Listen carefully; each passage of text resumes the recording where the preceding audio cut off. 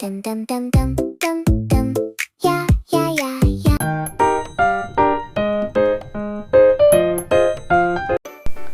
ဒါဆိုရင် body လေးထိုးနည်းကနေပြန်စမယ်နော် body လေးထိုးဖို့အတွက်ဆိုလို့ရှိရင်အရင်ဆုံး magic ring လေးလုပ်ပါမယ် magic ring နဲ့မှာ single crochet လေး6ခါအရင်ထိုးသွားပါမယ်နော်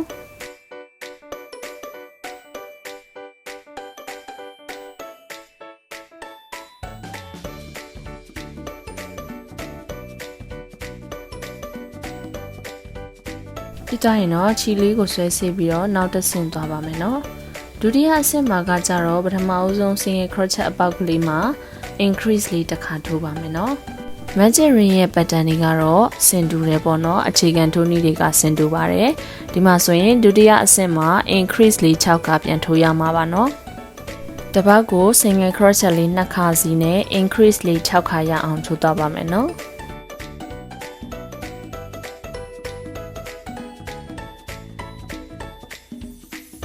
ပြီးတော့ရင်တော့တတိယအဆင့်လေးထိုးဖို့အတွက်ကိုအမှတ်ချိတ်လေးနေရာမှာ single crochet လေးတစ်ခါနဲ့ပြန်စပါမယ်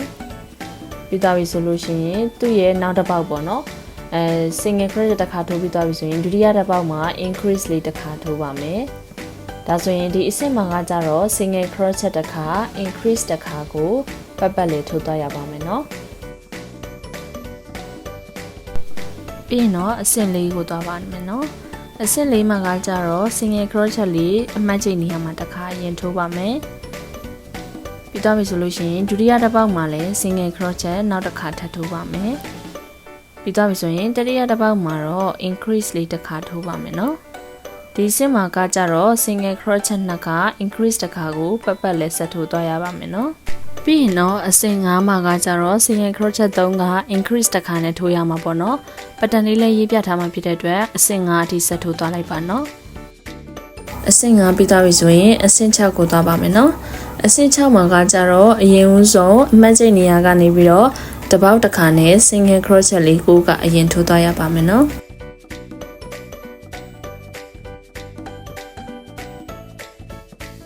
ပြီးတော့6ပေါင်းမြောက်မှာခြေကိုတစ်ခါလေးဆွဲမထုတ်ဘဲနဲ့ဒီနေရာမှာအဝါရောင်ခြေစလေးကို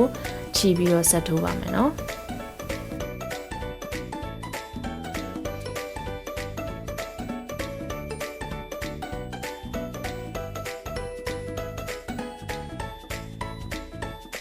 ပြီးရင်တော့အဝါရောင်ခြေစလေးကိုဆွဲထုတ်ပါမယ်နော်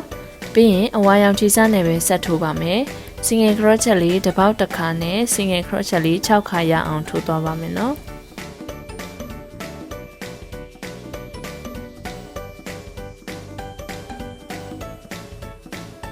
ပြီးရင်6ခုမြောက်ရောက်လို့ရှိရင်ခြေကိုဆွဲမထုတ်ပဲထားထားမယ်နော်ပြီးတော့ပြီဆိုရင်လိမ်မော်ရောင်ခြေစကိုပြန်ဆက်ပြီးထိုးရပါမယ်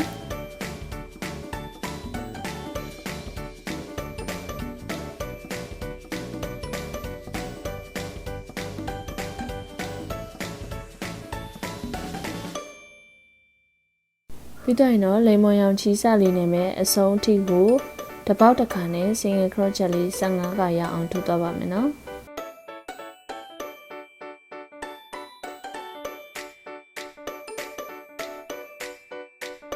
ပြီးတော့ရင်တော့အဆင့်ခွန်8ကို3ဆင့်လုံးကကြတော့အတူတူပဲထိုးရမှာဆိုတော့ပတ်တန်လေးရေးပြတာပါမယ်ဒီအဆင့်မှာဘာစထိုးရမလဲဆိုရင် single crochet လေးလိမ်မော်ရောင်နဲ့တစ်ပေါက်တစ်ခါနဲ့8ခါထိုးရပါမယ်ပြီးတော့ပြီဆိုလို့ရှိရင်အဝါရောင်ချီနဲ့ပြောင်းပြီးတော့နောက်ထပ် single crochet လေး8ခါထိုးပါမယ်နောက်ဆုံးမှာတော့လိမ်မော်ရောင်လေးနဲ့ပဲ single crochet လေး14ခါပြန်ထိုးရပါမယ်နော်ဒါဆိုရင်အဆင့်ခွန်8ကိုပတ်တန်လေးရေးပြထားမှဖြစ်တဲ့အတွက်ဆက်ပြီးတော့ထိုးသွားလိုက်ပါနော်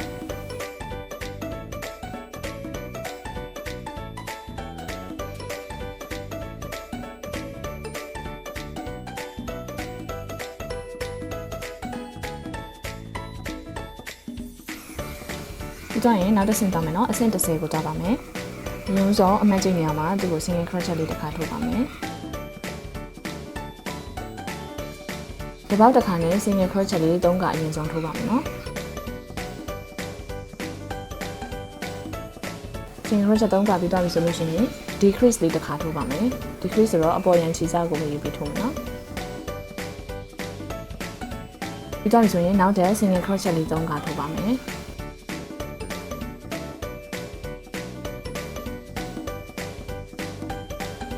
ဒီနောက်ဆုံး single crochet လေးမှာ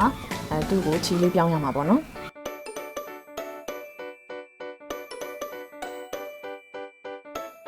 ပြီးရင်အဝါရောင်ချီစလေးနဲ့ decrease လေးအရင်ထိုးပါမယ်နော်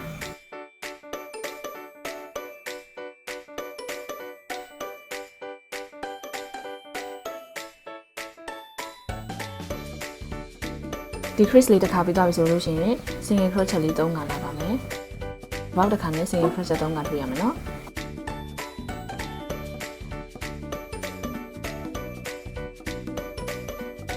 ပြီးတော့ရင်နောက်ထပ် decrease လေးတစ်ခါလာပါမယ်။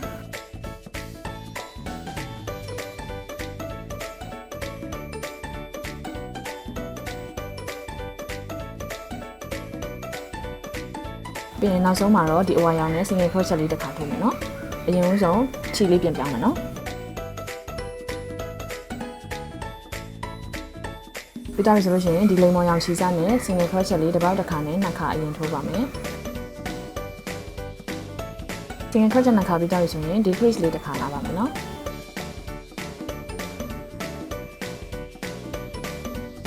ပြီးတော့ရင်နောက်ထပ် single crochet 3ခါ decrease တစ်ခါကိုနှစ်ခါပြန်ထိုးမယ်ပေါ့နော်ဒီပေါက်တစ်ခါနဲ့ single crochet 3ခါအရင်ထိုးပါမယ်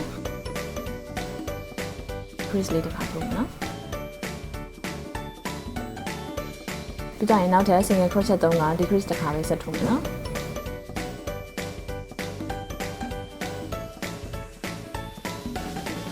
နောက်ဆုံးမှာတော့ decrease လေးတစ်ခါထိုးလိုက်ပါမယ်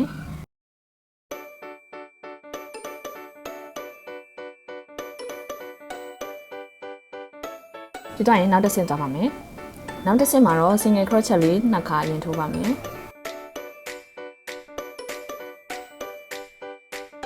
ပြီးတော့ရင် decrease လေးတစ်ခါထိုးပါမယ်နော်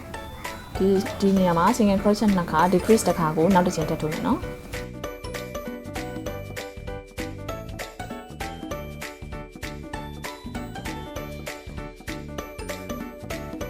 နောက်ဆုံး decrease လေးမထိုးခင်မှာခြီပြောင်းမှဖြစ်တဲ့အတွက်ကြောင့်မလို့ခြီကိုအရင်ဆက်ထားမယ်နော်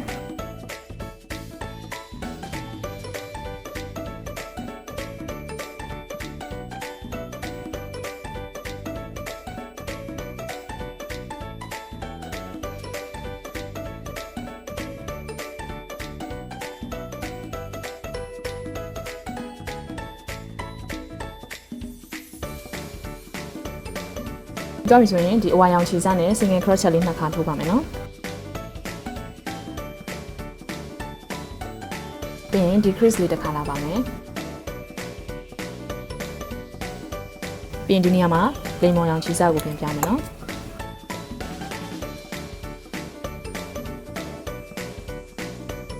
ပြီးတော့ပြီဆိုလို့ရှိရင်ဒီလိမ်မော်ရောင်ခြေစနဲ့ပဲအဆုံးထိပြန်ထိုးသွားရပါမယ်နော်ဒါဆိုရင်ဒီနေရာမှာလိမ်မော်ရောင်ခြေစနဲ့သူ့ကို single crochet လေးနှစ်ခါထိုးပါမယ်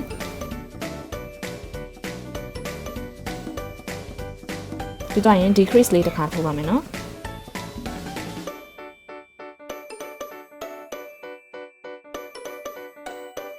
ပြီးရင်နောက်ထပ် single crochet နှစ်ခါ decrease တစ်ခါပြန်ထိုးပါမယ်နော်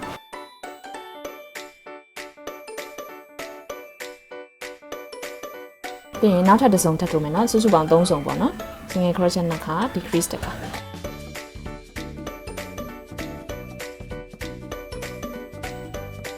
ဒီတော့ဆိုလို့ရှိရင်ဒီမှာခြေဆက်ထားတာလေးကိုလည်းခြေစားကိုဖြတ်လိုက်မယ်နော်အမှတ်ချိန်နေရာမှာသူ့ကိုရှက်ကော်လေးထိုးပြီးရင်ခြေစားဖြတ်လို့ရပါပြီနော်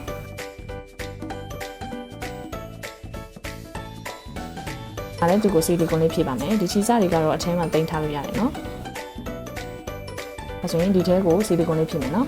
ဒီတော့ရင်သူ့ကိုလည်းခြေစားလေးနည်းနည်းရှည်ထားပြီးတော့ဖြတ်ပါမယ်နော်ဒါဆိုရင်ဒီမှာခေါင်းနဲ့ကိုယ်နဲ့ဒီလိုတွေ့ရမှာပေါ့နော်သူကခေါင်းတော့ကြည့်ရခဏကွာသေးရပေါ့နော်ဒီလိုပြန်တွေ့ရမှာပေါ့နော်ဒီကရင်ဒီမှာဆီလီကွန်လေးနဲ့တဲ့အတွက်ဒီလေးကိုဆီလီကွန်လေးထပ်ပြည့်မယ်နော်အရင်ဆုံးလက်လေးထိုးဖို့အတွက်မက်ဂျစ်ရင်းလေးလုပ်ပါမယ်နော်မက်ဂျစ်ရင်းနဲ့မှာ single crochet လေး6ခါထိုးတော့ပါမယ်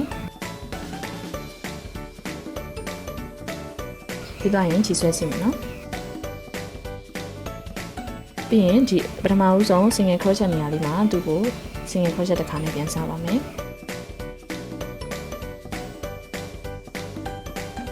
ပြ ပြီးရင်တစ်ပေါက်တစ်ခါနဲ့ single crochet လေး6ခါထိုးပါမယ်နော်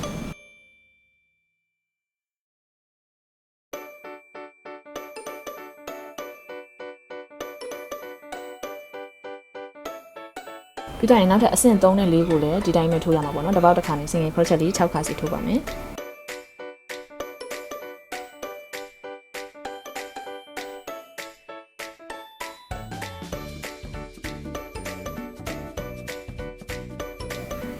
ပြီးတော့ရင်သူ့ကိုခြေစလေးချုပ်ဖို့ချန်ပြီးတော့ဖြတ်လိုက်မယ်နော်ဒီပုံနေတဲ့ခြေစကိုတော့ဒီထက်လေးကိုပဲထိုးထည့်လိုက်မယ်နော်ပြီးရင်ဒါမျိုးလေးကိုနှစ်ခုထိုးပါမယ်နော်ဒါ black ဖြစ်တဲ့အတွက်ပေါ့နော်ဒါ black ဆိုတော့နှစ်ခုထိုးပါမယ်နော်ပြီးရင်ခြေထောက်လေးထိုးပါမယ်နော်ခြေထောက်လေးထိုးဖို့အတွက်ကိုလည်းအရင်ဆုံး magic ring လေးလုပ်ပါမယ် magic ring နဲ့မှာ single crochet လေး6ခါထိုးသွားပါမယ်နော်ပြီးတော့ရင်ခြေကိုဆွဲစီပါမယ်ပြီးရင်ပထမဆုံးပေါက်လေးကနေသူ့ကိုတစ်ပေါက်တစ်ခါနဲ့ single crochet လေး6ခါထိုးပါမယ်နော်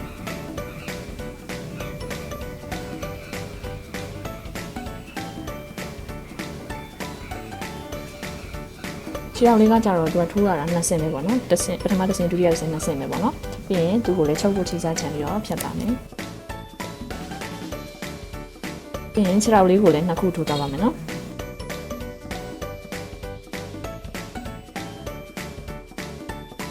ဒီမှာစီလီကွန်လေးဖြည့်မှာပေါ့နော်ခြေထောက်ကောလက်ကော2ခုထဲမှာစီလီကွန်လေးဖြည့်ပြီးတော့မှအယုံမှာတက်ပါမယ်နော်ဒါဆိုရင်ဒါမျိုး2ခုစီထိုးပါမယ်ပြီးရင်အမီလေးထိုးပါမယ်နော်အမီလေးထိုးဖို့အတွက်ကိုအရင်ဆုံး magic ring လေးလုပ်လိုက်ပါမယ်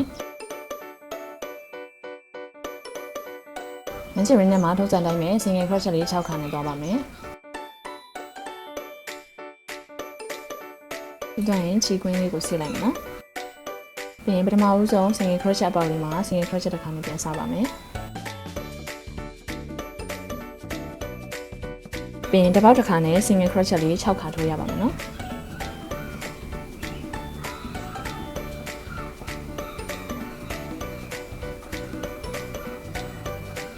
ပြီးတော့ရင်ဒီအဆင့်2ပြီးသွားပြီဆိုရင်အဆင့်3 4 5 6 9ပေါ့နော်အဆင့်3ကနေအဆင့်9အထိကိုလည်းဒီပုံစံတိုင်းနဲ့ထိုးသွားရပါမယ်နော်တစ်ပေါက်တစ်ခါနဲ့ single crochet လေး6ခါထိုးသွားရပါမယ်နော်ဒါဆိုရင်အဆင့်9ရောက်တဲ့အထိကိုဆက်ပြီးတော့ထိုးသွားလိုက်ပါနော်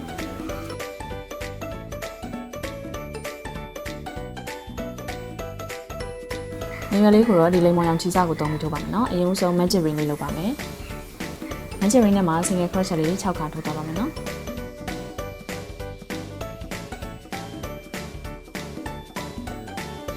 single crochet လေး6ခါပြီးသွားပြီဆိုရင်ခြေကိုဆွဲဆေးလိုက်ပါမယ်နောက်ပြီးဆိုလို့ရှိရင်တော့ဒီပထမဦးဆုံး single crochet အပေါက်လေးမှာသူ့ကို single crochet လေးတစ်ခါပြန်ထိုးမယ်နော်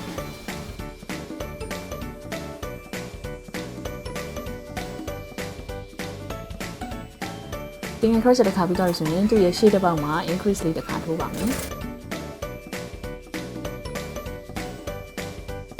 ပြီးရင်တော့နောက်ထပ်တစ်ပေါက်မှာတော့ single crochet လေးတစ်ခါပြန်လာပါမယ်နော်ဒီစင်မှာကကြတော့ single crochet တစ်ခါ increase တစ်ခါထိုးရမှာပေါ့နော်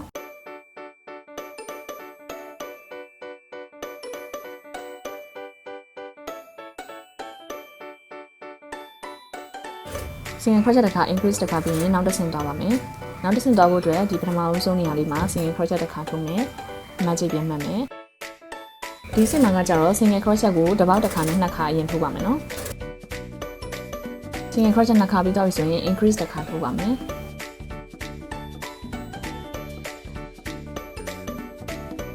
single crochet 2ခါပြန်လာပါမယ်နော်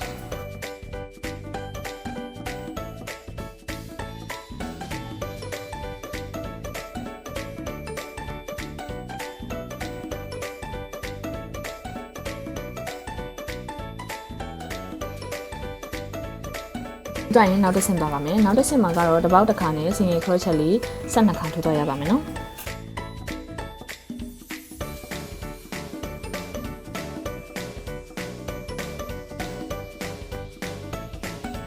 လို့ရှိရင်ဒါလေးထိုးပြီးသွားပြီဆိုရင်သူ့ကိုဒီအရှိကမှတ်ချင်နေရာလေးမှာရှက်ကော်လေးထိုးပြီးရင်ခြေစားဖြတ်လို့ရပါမယ်နော်။ညမှာလည်းချုပ်ဖို့အတွက်ခြေစားလေးနဲ့ငင်ချန်ထားပါမယ်နော်။နေရာလေးရပြီပေါ့နော်။ဒါလေးကတော့ဒီအထက်မှာထည့်ပြီးတော့ချုပ်လိုက်ရင်ရပြီနော်။ဒါဆိုရင်ဒီလိုပုံစံလေးကိုနောက်ထပ်တစ်ခုထပ်ပြီးတော့ထိုးပါမယ်နော်။